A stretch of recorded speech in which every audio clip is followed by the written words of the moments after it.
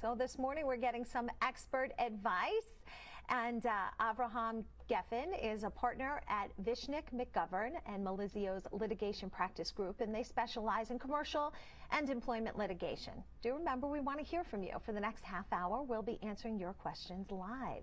You can submit them right now on our social media pages. All right, so navigating your return to work, to your office, it can be tricky. And what can your employer really expect from you, and what can you expect from your employer? We're going to get some of those answers right now. So thank you so much for joining us. I guess I want to start with what, for businesses that are now reopening, what are the things that they need to be considering?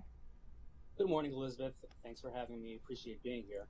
Some of the things that businesses need to consider and need to have, some of it's optional and some of it's recommended, some of it's actually required, is a plan. One of the most important things is to have a plan to go back to the office, how they're going to operate once they reopen. The state has a template that any business can use, but you're not required to use that template. And although it's not required to be filed with the state, every business must have it on file, and the state is allowed to ask the business for a copy of it in order to make sure that they have a plan in place. The plan can be things as important as, which seem kind of intuitive, socially distancing, having a capacity that's only 50% of the maximum allowed capacity for that particular location, not congregating in public places. And then there are things that are more of suggestions or recommendations, such as staggering work hours, perhaps having a schedule where 50% of employees come in on certain days of the week. Obviously, this is not possible or practical for some businesses, but it is recommended. Now, I know one question we seem to get nearly every week on this show is from people saying, what if I'm not comfortable going back to work? So what happens then?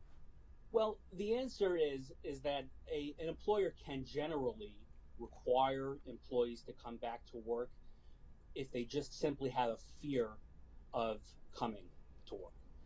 However, there are exceptions to that. For example, if there is an employee that has a particular susceptibility or reason why they cannot come to work, then a business has to at least think about or consider giving that person a reasonable accommodation, which may include allowing them to continue to work at home. Okay. Now, if a worker does have an existing health condition or, something like a compromised immune system, do the employers now have to make certain changes? Are there regulations in place to, protect the workers? It's really a case-by-case basis. The fact that a person, for example, is older, which is one of the conditions that can cause a higher rate of susceptibility to the disease, and obviously if an older person actually gets the disease, they're more at risk for serious complications than a younger person. But there's no bright line or blanket rule that says that I have to give an accommodation to an employee just because they say, I don't feel comfortable and I feel susceptible. Every case has to be evaluated. There has to be a dialogue between the employer and the employee to find out whether or not an accommodation is necessary and whether an accommodation is actually required under the law. And there are federal laws as well as state laws as well as local laws that guide employers in these types of situations. So OSHA obviously requires that employers provide a work environment that's free from recognized hazards that are, likely to cause any physical harm. But how do places of business navigate that now? Well, I think a lot of businesses are first becoming familiar with OSHA now.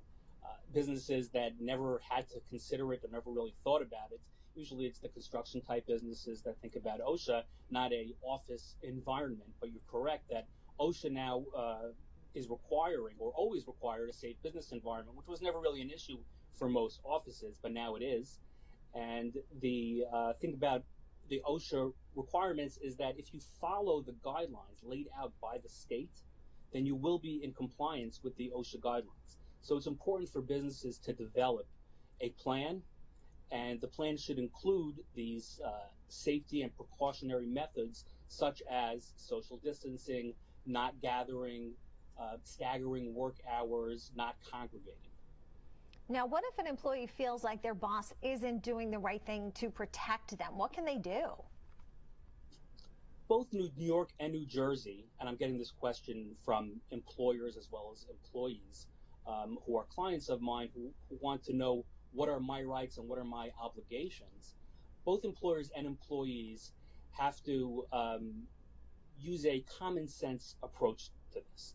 And if an employee is complaining about something or doesn't feel safe about something, the employer, even if they think that they're following the guidelines, should take that into consideration and should consider making an accommodation even in the office to address that specific complaint that an employee may have. There are ways that an employee can file complaints. Both the New York State and New Jersey have links on their website to file complaints by employees against employers if they feel like they're not complying with the law and creating an unsafe environment.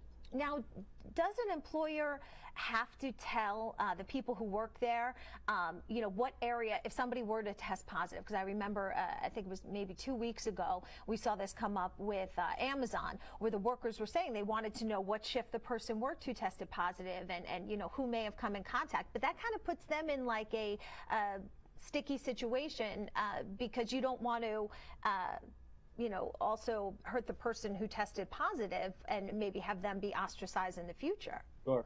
And there are privacy considerations that employers have to take into account when they're doing this. They have to do it in a way that, as much as possible, allows the employee who tested positive to remain anonymous.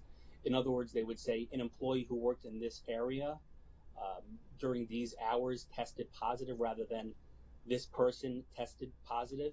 And that's one way that employees can both try to protect the privacy of the employee who tested positive, as well as keeping the other employees in the loop, allowing them the information necessary that they can take any precautions they have to take so that everybody is protected. So are there legal guidelines for this? Should it be, how does an employer handle that? Is there actually like a letter of the law to follow on this?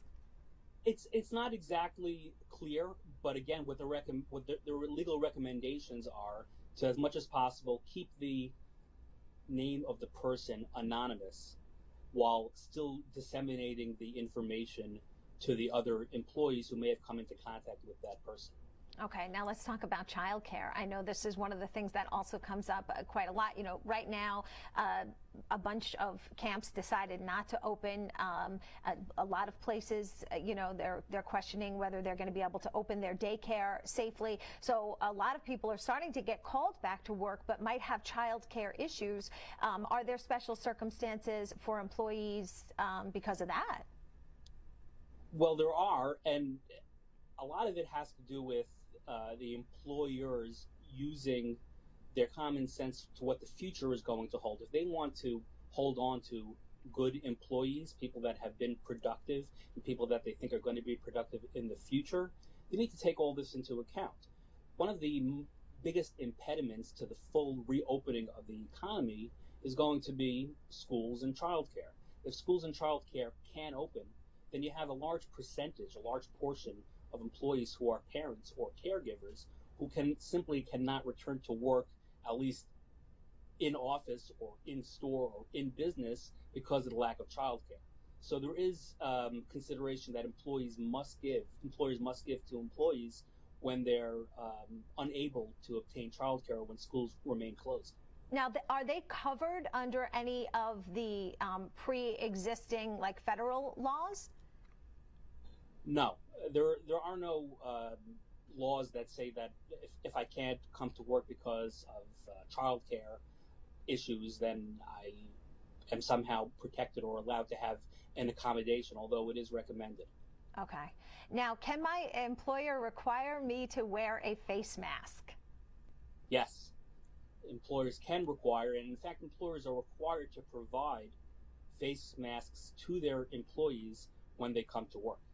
And any sort of precautions that an employer chooses to do, as long as they're in the realm of reasonable, they're legally allowed to do that.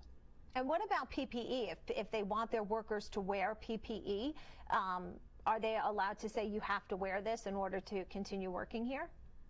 Yes, and of course it's going to depend on the situation. If someone is sitting in an office alone by themselves, there would be no reason to require an employee to sit wearing a face mask or a gown.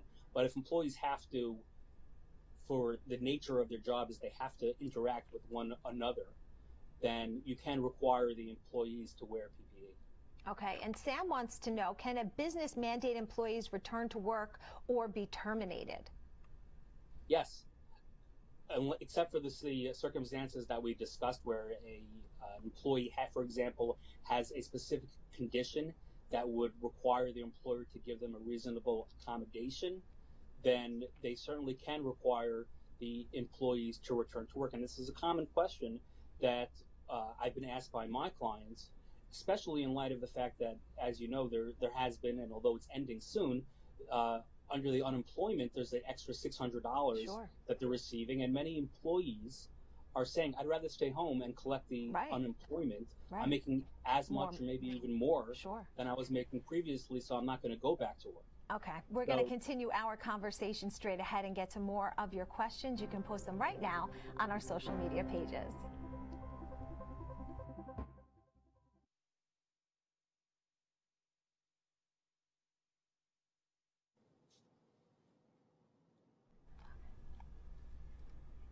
Yes. Just wait. Yeah, just wait. Can you put us on camera? Okay, great. Okay, so just a reminder, we are streaming on Facebook, so hello to everybody on Facebook that can hear us. So one of those crazy things that happen is from time to time you get some technical difficulties, and that is what we had right before we went live. And so we weren't able to completely set up our shot correctly, so we just want to do that right now.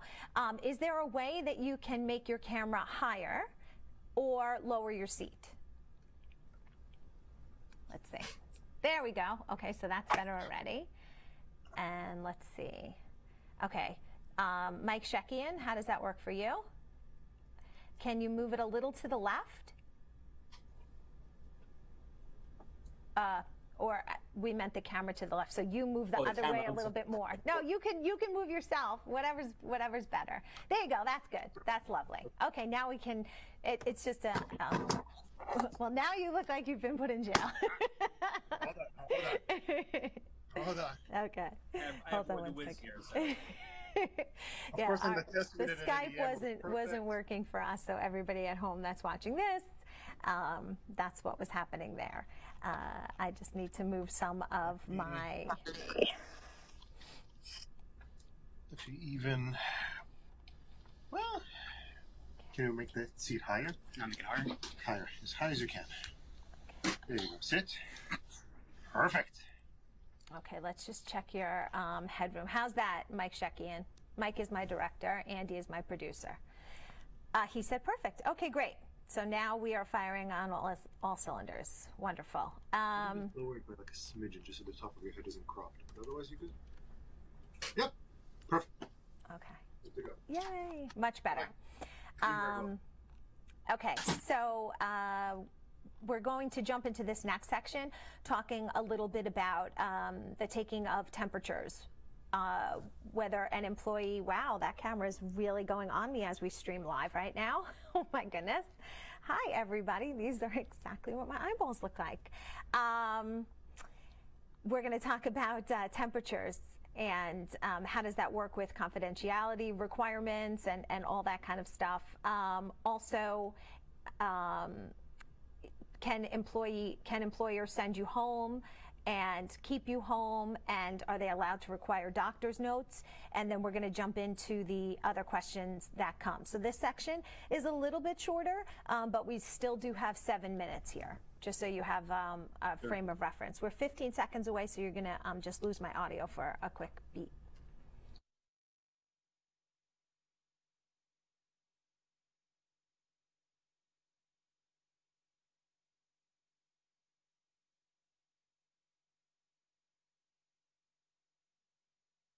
News 12's closed captioning is brought to you by Earworks Audiology, 11 Long Island locations, the sound choice for better hearing.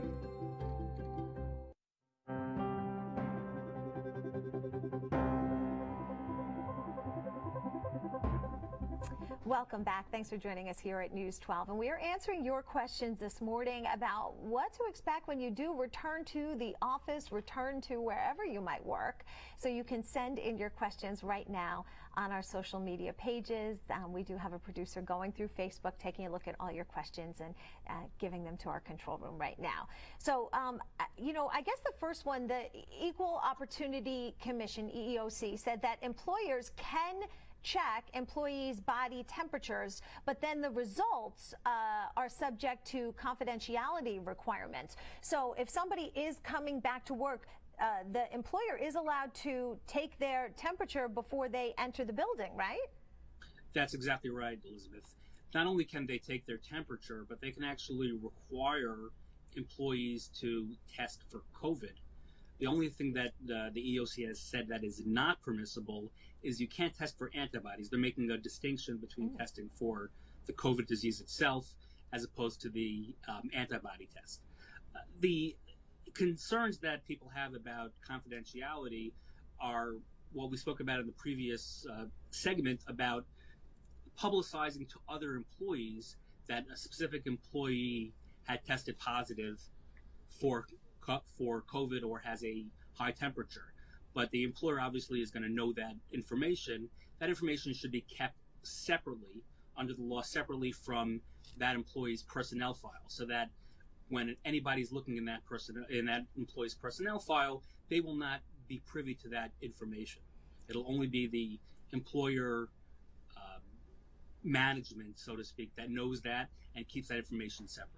So now, is the same thing true if, you know, the employer sees that somebody is maybe, whether it's sniffling or sneezing or something that they're not comfortable with, they're allowed to also send them home and tell them they're not allowed to work? They're allowed to do that? Not only may they should do that. That's one of the guidelines that the state has given, that if someone is showing any symptoms, and again, sniffling may not be one of the things, but for example, showing any kind of respiratory ailment or any kind of respiratory distress, serious coughing, things of that nature, the employer not only can, but the employer should send that person home. All right. Risa is asking, she says, I'm planning to open my art studio for children again on July 20th. I'm so nervous, and she wrote that in all caps, about doing it, but it's either, you know, stay closed or try to open, because if she stays closed, she might be closed for good. So her question is, she set up tables that are 6 feet apart. She plans to have the kids wear a mask when they enter, and then once seated, they'll wear a face shield. Is that a good idea? I think that's an excellent idea. That seems to be following all of the guidelines that are required for businesses. And it's, again, these employers are faced with a challenge to either stay closed and perhaps stay closed forever, or open. They have to do whatever is possible to allow them to open safely. And doing these exact things are what will allow business to open safely. She also wants to know, should she have a waiver to protect herself and her business from lawsuits should someone contract COVID and then blame her business?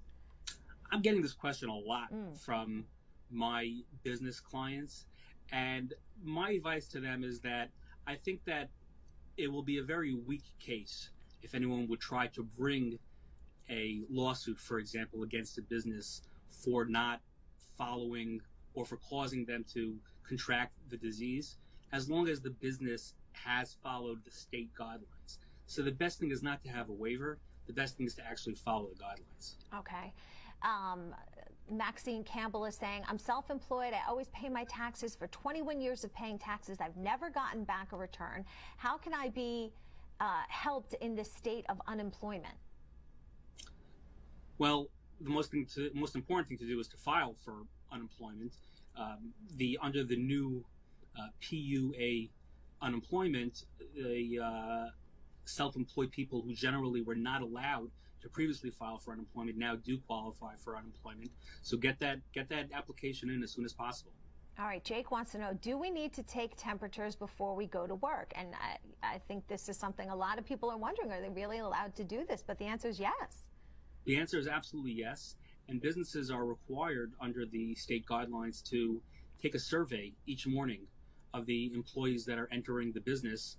And one of the questions that they ask is if you come in contact with or if you have any symptoms for COVID. And obviously, if an employee answers yes to any of those questions, the employer should not allow that employee to come into the workplace that day. All right, Brenda says, I have an employee who's on sick leave from a surgery. I asked her for a letter from the doctor as to when she'll be allowed to work. Am I in my rights as the employer to ask for a doctor's letter? Yes. All right, there you go.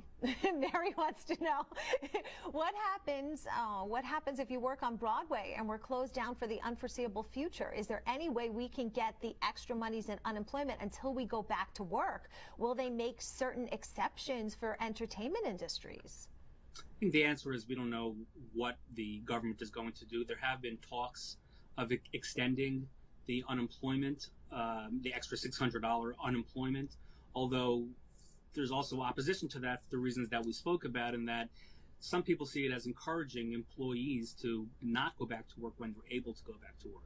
So it remains to be seen whether they'll be making exceptions for certain industries that simply cannot go back to work. Okay, and then we have Zach asking, he says he has a business on Long Island. We open up, but there hasn't been enough work coming in to pay ourselves and pay the rent. Should we stop collecting unemployment benefits?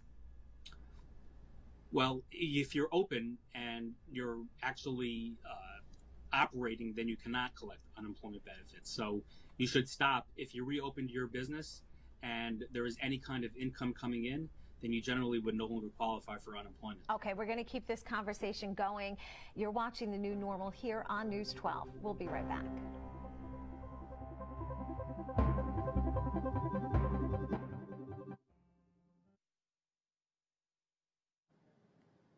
So if you do, just to get back to Jake's question, we just had to hit that commercial break right there. But if you open back up, but people don't come, can you then close again and go back on unemployment? Yes. Generally, if there's no business and therefore you have no income and therefore you can't pay yourself as a sole proprietor or an independent contractor, you would still qualify for unemployment even if you had gone back to it. It would be the same thing as an employer, for example, hiring somebody and then letting them go and then rehiring them, or vice versa. You can go on and off unemployment as long as you have qualifying weeks left under unemployment. Okay. So this next section is rather quick. It's only 2 minutes. Let me just read you. You don't have to answer these right this second. I'm just letting you know what the questions are just so you can wrap your head around what the answers will be. Sure. Okay. You're doing wonderful, by the way. We haven't really had a chance to chat other than right this second, but you're doing a great job. Okay, we have Shane asking, what about rent relief for business owners? My landlord wants past rent since I was closed in March. If I haven't been able to operate, how am I supposed to pay 4 to 5 months rent? And then we have, let me see. Will there be business rent relief? Oh, okay, so we both have 2 questions on rent relief. Okay, so we are 1 minute away, and this section is 2 minutes, and I'll do my best not to cut you off, but if I do need to take it back from you, I'll just put my hand out like this, meaning like I need to take it back, okay? Got it. All right, great. 45 seconds away, so you might lose my audio really quick.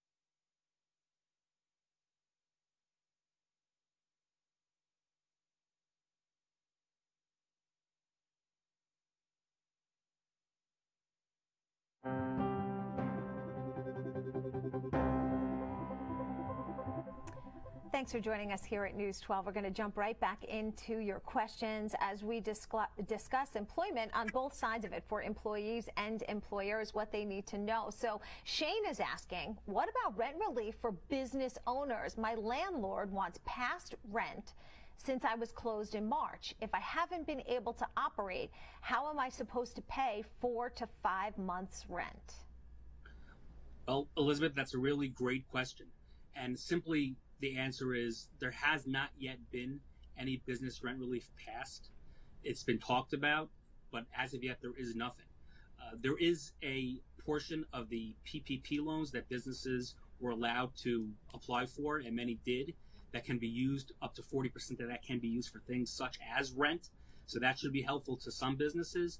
But if the loan either was not large enough, or if the loan had to be used mostly for employees to pay their payroll, then these businesses are really going to be having a tough time. Yeah, Tony Marie is asking pretty much the same thing. She says, will there be a business rent relief? Now, in your experience, you know, what should people be doing if they don't have the money to pay the rent and try to reopen their business right now? Most important thing is to speak to the landlord. It shouldn't be an adversarial type of communication. They should try to meet with the landlord, speak to them. Landlords want to keep businesses in their areas, yeah, in their spaces. If they are not there anymore, they have to find a new renter. They have to then worry about the economic viability of the new company coming in. The economy is not in a great situation where there are many companies that are going to be doing it. So, all right. Thank you so much for all of your clarity on this.